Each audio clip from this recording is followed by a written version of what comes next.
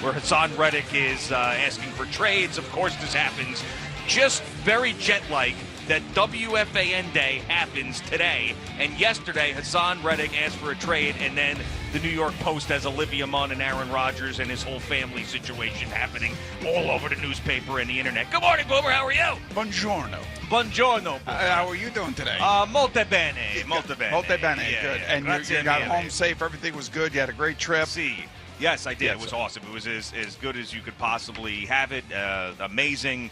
Breathtaking, all of the things that it could possibly be. There was not a single part of it. Actually, there was one negative I'll get to later. We got in a car accident on the way to the airport in Napoli on that windy, crazy road. Yeah, which is a very dangerous road, by the way, yes. The worst driver ever. And we were like, we're going to get in a car accident, and we did.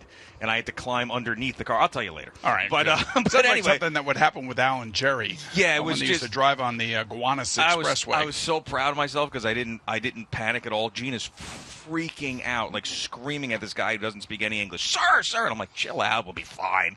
I was totally like in vacation mode. I'm like, let me climb under the car. Relax. Let me rip out this bumper. We'll be totally fine. We're good. How was your trip? Good. My trip was great too. I told Jerry and everybody that was listening yesterday that my trip to Sand Valley was unbelievable. The pro out there, Derek, is from West Hampton. Oh, nice. So he got the whole New York vibe thing going with us, and we had 12 guys, and it was just a tremendous, tremendous trip. And as a matter of fact, this morning's weather right now reminds me of the weather that we played Friday morning in the middle of Wisconsin with 30-mile-an-hour winds. Oh, jeez. I mean, but we had great weather out there. Sand Valley is awesome. And our buddy Joe G had his first hole-in-one, and it was on a legitimate golf course because I have to ask you a question just to get your sense about something else. It was number 8 on Sand Valley, and you could hear everybody screaming and yelling, and it was really a great moment for him, and he played great the whole week. But then my other buddy, Mike Norseth, had a hole-in-one on the golf course that is called the Sandbox, and it's a par 3 golf course, and it's a legit golf course. Now, on some of the holes, you could actually putt like Wally putts. Oh, really? You know how he putts from like 100 yards out because he can't chip. So you could putt on some of the holes, but on this first hole, it's like 125 yards, and my buddy Mike Norseth knocks the ball in for a hole-in-one. Is that a legit hole-in-one on a par 3 course? Yeah, well, that's another thing we'll get into later because I definitely have an opinion about it, and I will keep thinking about it. Yeah. I say it is, just so you know. Okay, you say it is. All right. Well, we'll see. We'll get into it when we've got some time to kill a little bit later. But yes, Hassan Reddick asking for a trade is the big news. I was like, man, it just drops right before we go to Jets camp. So now all these guys are going to have to answer the questions about it. We're going to have to ask the questions about it. And it looks bad for both sides, but I think it looks worse for Hassan Reddick than it does for the Jets. And finally, we're seeing one of these teams actually use the leverage that they have against the player. And I know it's easier when the guy's never played for you before. He's not been a Jet. You've got no prior relationship with him, so it's easy to slap fines on him a million times over because he's done nothing for this organization. But I've always said this in the past. These guys are going to hold out, and they want a new contract. They're under contract. The CBA says you can fine the crap out of these guys every single practice that they miss. Then it gets even more so when you get into the regular season, and the Jets and Joe Douglas are exercising that, which I'm proud to see that from this organization. Okay, so I'm proud to see it from the organization, but from the player's perspective, I understand totally why he's doing what he's doing. He does not want to go into a walk year without guaranteed money because and here's the other problem with this. And I'm sorry if people disagree with me. I know it's a contract. The contracts are always one-sided. The only guaranteed money he has is this year's contract. He does not have any guaranteed money going forward. And guys want to protect their future. He's 29 years old. He's going to be 30, that magical number in the NFL. And, they know that he's a really good player. They know he's a perfect player that would fit in this defensive system that Rob Saleh runs. And they need him here. It's just the bottom line is they need him here. And it's unfortunate if he was told, and this is where, there are two reports out there. One is on the side of the Jets saying this is what the Jets knew, this is what the Jets understood to be the truth. And then there's his side where he thought after he got traded that the Jets were going to give him a contract extension. And what is going on in the NFL right now is look at Brandon Ayuk, for instance. Yeah. The star wide receiver for the San Francisco 49ers essentially turned down a trade to the New England Patriots because he doesn't want to go play with them because he knows they're not going to be very good for the next few years.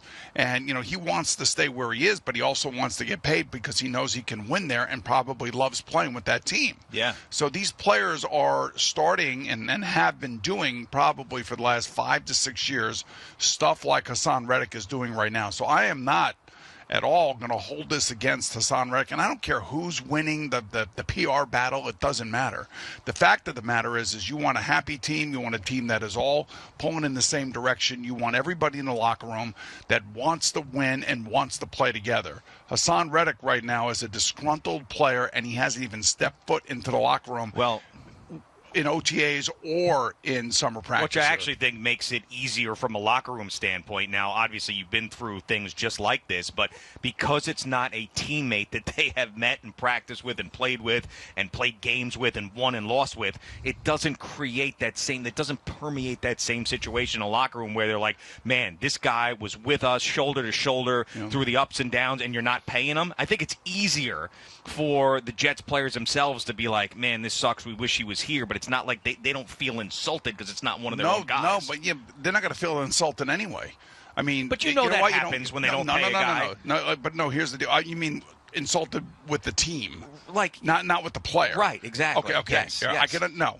Everybody has their situation with money, and I've learned a long time ago. Don't mess with another man's contract. Don't talk to him about his contract. Don't worry about what he's doing to try to make it better for himself, because that's the individual side of the sport. That's the individual side of every sport for that matter. Right. He's got to do what he thinks is in the best interest of him and his family.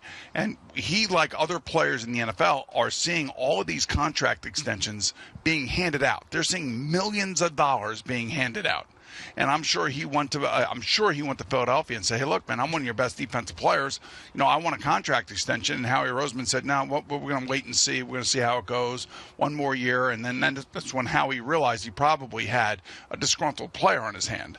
And that's why he was able to trade him to the Jets, with the assumption, according to Hassan Reddick's side of the argument here, that the Jets were going to do something in terms of extending his contract. I think that's the bigger issue here, is the communication was terrible from both sides. And I don't know whose fault that is, but I mean, I know it's easy to look at it and go like, how could Joe Douglas trade for a guy who wanted a contract extension and then not know that he wanted a contract extension? Obviously, there were some communication issues. Joe Douglas has been doing this for a very long time. He's also been up through the ranks and scouting and everything else. He's not a newbie to this.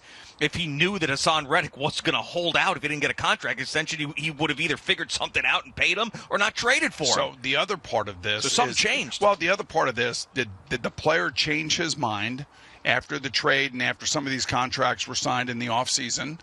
Or did Howie Roseman know this and basically screw the Jets and send them a disgruntled player? Yeah. Now, I don't believe that it's good business for GMs to be stabbing each other in the back, no matter who they're the GM for, no matter who they're trading a player to. I think there has to be an open line communication because, Joe Douglas does not want to look bad. The Jets don't want to look bad. They don't want this kind of this news, hitting right now, especially right before the season. And they have a good team. They have a team that is a Super Bowl worthy team, at least on paper, especially when Hassan Reddick's on the field. So this is like the last thing the Jets expected. So I don't believe that Howie Roseman did anything to screw Joe Douglas. These guys know each other. Joe's been in Philadelphia. They all know each other. Right. So I think that this is probably a player who has changed his mind because of some of the other contract extensions that have been given to players at his position. Oh, yeah. I mean, these edge rushers are getting massive amounts of money, and if you look at where he is on a list of production as far as sacks go, I mean, he's right up there. Now, I know he's a little bit older than some of these other guys, but he's been doing it at a high level, and I think it's also important. The Jets are not going to trade him. I don't think they're going to give in to whatever the highest demand that he has, but it will affect the Jets on the field, especially because here we are again in another training camp where Will McDonald is not showcasing himself in any sort of positive way. And one of the main reasons why Hassan Reddick is here in this all-in year. Because of that draft pick. Right, exactly. Yeah, I know. So, and plus they lost Bryce Huff. Well, yes, and but Hassan Reddick is supposedly a 3-down player, and that's the other reason why he wants to get paid. Right. Because I'm not just on the field on 3rd down pass rush. I'm on the field for 3 downs or 4 downs, whatever it may be. I don't come off the field. I play. And that's one of the reasons why he also wants to be paid like a guy who's out there for 3 downs as opposed to just on 3rd down trying to create havoc as a pass rusher. Yeah. So I don't know how this ends. It's definitely not going to end with the Jets trading him. I mean, that would be. No, I'm telling you, that could happen. I'm telling you. But I mean, they put out a press release said we're not trading them. Well, yeah, but so what? Well, I mean these things, you never know what's going on behind the scenes. I mean, I don't think Bryce Huff wants to lose his guaranteed money coming to him this year. That would be Hassan Reddick. Hassan Reddick. You don't want to pull a Le'Veon Bell. No, you do not want to. But that was a little bit different, though. That was a little bit different because he wasn't getting fined at the time because he never signed his franchise tender. So he wasn't. So that was the reason that makes this unique is he can get fined tens of thousands of dollars every day, where Le'Veon Bell just didn't get paid. Like he wasn't. So Hassan Reddick is going to get paid, but also get fined. I don't know how it's going to turn out, how much money he's going to end up losing or making this year, but. Man. But I will say this, in regards to Will McDonald, he's got every opportunity in the world to set himself apart. If he's as good as he thinks he is and wants to have an impact, this thing actually, he's the winner in all this because he's the one that's getting the opportunities. Yeah, I mean, that first preseason game didn't really distinguish himself either, and that's against backups. It looks like your classic bust. And generally, these guys like the wide receiver, these guys who get paid these positions, these high quality premium positions, generally right away. Like there's guys that the pass rushers right, like Micah Parsons you knew right away. These wide receivers right away. I mean, maybe Will McDonald turns into a serviceable player, but the fact that he's been lost up until this point, when he was drafted as high as he was. Just remember, some guys just need extra time. I mean, look at Illuminor for the Giants. Yeah. I mean, he was considered a bust in New England. And then he signs a big contract, and now he's focused. He's met with a sports psychologist to help him through some really difficult times. I was reading the article the other day, and I was really amazed. I didn't realize his story was that significant. But, he has grown into what they believe is going to be a really good player for the Giants because he's grown up. He understands now what the responsibilities are of being a professional football player. Whatever was going on in his personal life that he alluded to seems to be straightened out now, whatever that issue was. And it looks like he's all ball now, and that's what you want. So maybe that's, Will McDonald is still a young man, and I'm not saying that he is the answer. I'm just saying that, sometimes it clicks a little bit later for that guy, and he may be one of those guys. Or he may be out of the league in 2 years. Yeah, I mean, and I'm sure Rob Sala is all over him saying these exact same things because he's a defensive guy, he's a defensive line guy. He's probably just getting into him constantly. Listen, you want to be one of these guys that gets paid. You want to be someone who's set for life. I mean, you're at one of these positions. You're a first-round guy.